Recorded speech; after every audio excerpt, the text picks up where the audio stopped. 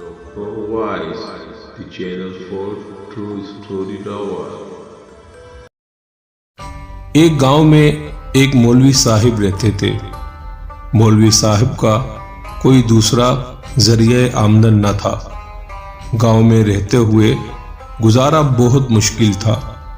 اسی گاؤں میں کوئی نیک دل جاگیردار بھی رہتا تھا، تو اس نے زمین کا ایک ٹکڑا مولوی صاحب کو ہدیہ کیا کہ ویسے بھی سارا دن آپ فارغ ہوتے ہیں تو کھیتی باڑی کریں تاکہ گزارا اچھا ہو۔ مولوی صاحب نے گندم کاشت کر لی۔ جب فصل ہری بھری ہو گئی تو بڑی خوشی ہوتی تھی دیکھ کر، اس لیے دن کا اکثر وقت وہ کھیت میں ہی بیٹھے رہتے اور فصل دیکھ دیکھ کر خوش ہوتے۔ لیکن اچانک ایک ناگہانی مصیبت نے ان کو آن گھیرا۔ گاؤں کے ایک آوارہ گدھے نے ان کے کھیت کی راہ دیکھ لی۔ گدھا روزانہ کھیت میں چرنے لگا۔ مولوی صاحب نے پہلے تو چھوٹے موٹے صدقے دیے، لیکن گدھا منع نہیں ہوا۔ پھر اس نے مختلف صورتیں پڑھ پڑھ کر پھونکنا شروع کر دی، لیکن گدھا پھر بھی ٹس سے مس نہیں ہوا۔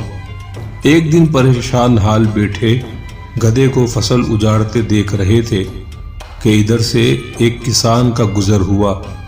گدھے کو چرتا دیکھ کر کسان نے پوچھا، مولوی صاحب آپ عجیب آدمی ہیں، گدھا فصل تباہ کر رہا ہے اور آپ ہاتھ پر ہاتھ دھرے بیٹھے ہیں۔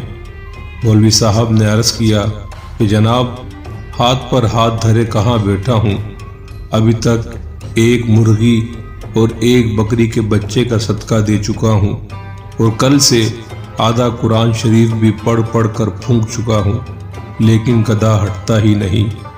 مجھے تو یہ بھی گدھا کافر لگتا ہے جس پر کوئی شے اثر نہیں کرتی۔ کسان کے ہاتھ میں ایک ڈنڈا تھا۔ وہ سیدھا گدھے کے پاس گیا اور گدھے کو 2-4 ڈنڈے کس کے مارے تو گدھا کسی ہرن کی طرح چوکڑیاں بھرتا ہوا بھاگ کھڑا ہوا۔ کسان نے کھیت سے باہر آ کر ڈنڈا مولوی صاحب کے حوالے کرتے ہوئے کہا، قبلہ مولوی صاحب، قرآن گدھوں کو بھگانے کے لیے نازل نہیں کیا گیا، گدھوں کو بھگانے کے لیے اللہ تعالیٰ نے یہ ڈنڈا بھیجا ہے۔ ہم پاکستانی بھی عجیب ہجوم ہیں، ہمارے گدھے حکمران کروڑوں نہیں بلکہ اربوں لوٹے چلے جاتے ہیں، اور ہم صرف دعاؤں اور صدقات اور خیرات کے بل بوتے پہ ان گدھوں سے چھٹکارا حاصل کرنا چاہتے ہیں۔ جب تک یہ ہجوم ایک قوم بن کر ان لوٹوروں سے نجات کے لیے ڈنڈا استعمال نہیں کرے گا، یہ گدھے ملک و قوم کے تمام وسائل یوں ہی لوٹتے رہیں گے۔